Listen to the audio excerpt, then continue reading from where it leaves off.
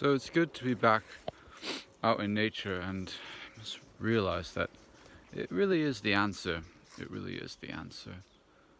Um, yeah. And where we started in the beginning with technology, uh, you know, discovering fire, with flint. That was the first technology. We had the inner resources to figure something out, to put some kind of stone to another stone and create fire. And that was your first technology. And then we got curious, and from that curiosity we just wanted to expand further and further until we have expanded to the point of realizing that we've gone too far, all in the name of progress. And it's time to return to innocence, return to where we came from. Because once we realize that we've gone too far in our curiosity, too far in our hubris, then we realize that it's actually time to take a step back and let divine nature show the way instead. So, we've come to the point where we've been wanting to expand, wanting to progress technologically, but this is the technology that is actually using us now. We're meant to use it. So it's come to the point where there's the issue of the fifth generation technology, or 5G, and from what I've gathered, it is quite dangerous.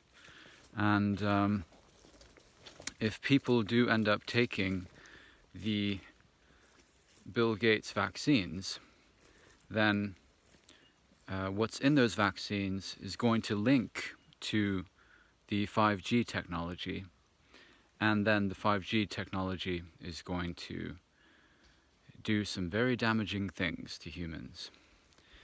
And as I said before, with the whole new transhuman mindset, it's probably going to link up to the so-called cloud,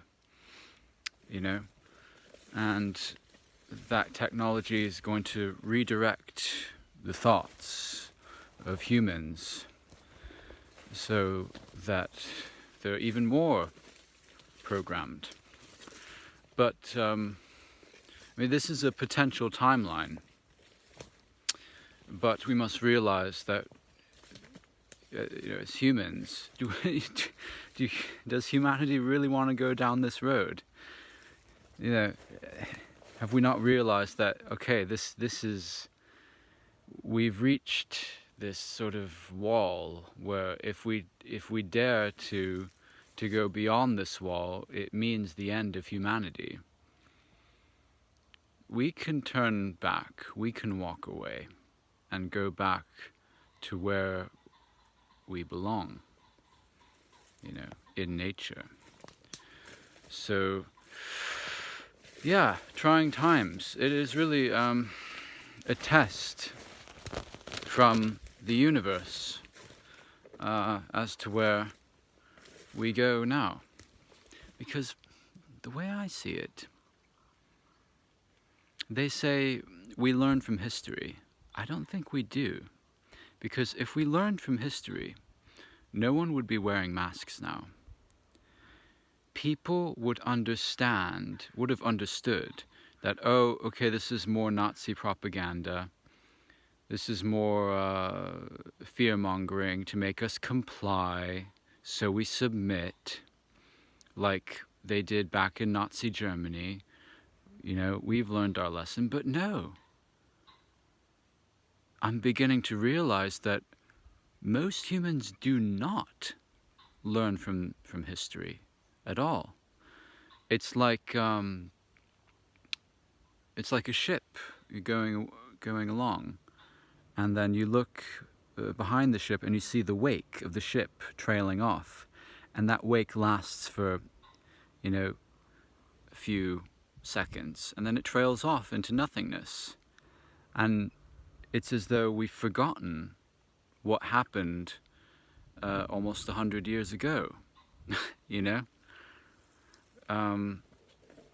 So in this sense, you could say that's because time is an illusion, but it's not. We're going in cycles, and we learn and expand through realizing where we are and where we have been.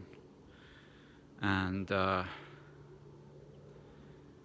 100 years ago, there was the Great Depression. We're now facing an economic crash.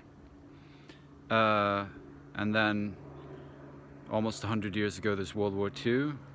And we've learned a lot about propaganda and control. This is exactly what's happening with the whole COVID situation in the world.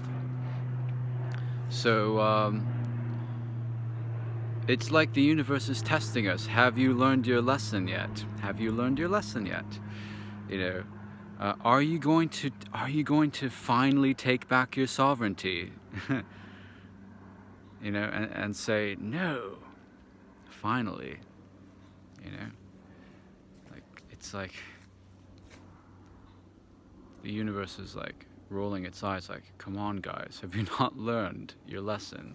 So it'll keep throwing you similar situations in different forms until you finally get it, But there's not one getting it until we all get it, which is why people like me are like pioneers, but we're a bit frustrated because, we're awake, but we're really pissed off that most other people aren't, And what's even more frustrating is we can't just tell them, okay, come on guys, this is what's happening, wake up, because we'll be called crazy, and we'll be ridiculed.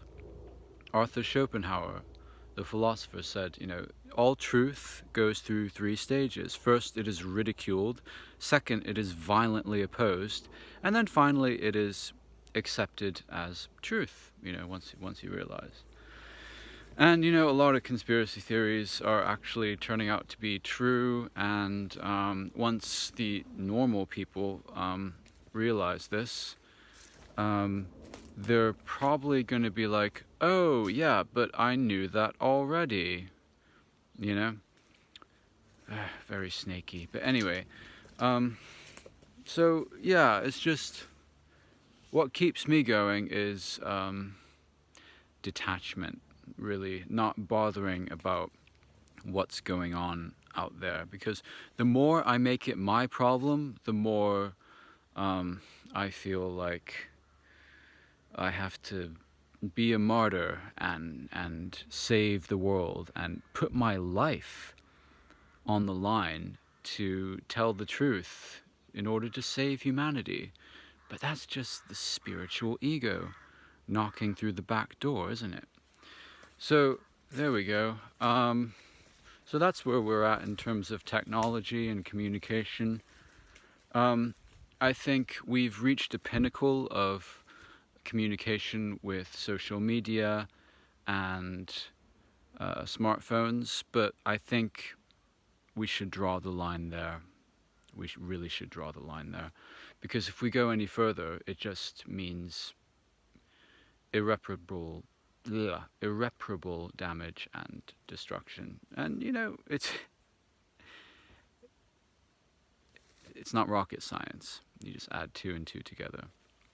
So use technology, but don't let it use you.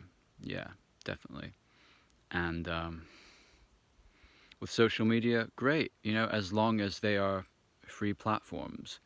But, we're going through a dark age of social media because of the censorship, which began in communist China, and now it's spreading throughout the world, and it's like if you have an opposing opinion, then you're a criminal.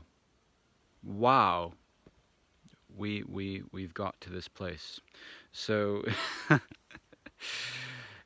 so for someone like me, it's just like to see the absolute absurdity of what's happened is just, it's staggering, really. But as I said, don't take it personally. You can't take it personally, because the moment you take it personally, then you have the whole world on your shoulders, and you are not of this world. So why do that? Why do that? You're in it, but not of it. So yeah, there we go. So apart from that, yeah, I would heartily encourage you to go into nature more and just be with your essence and stillness of all that is, and create from there. Yeah.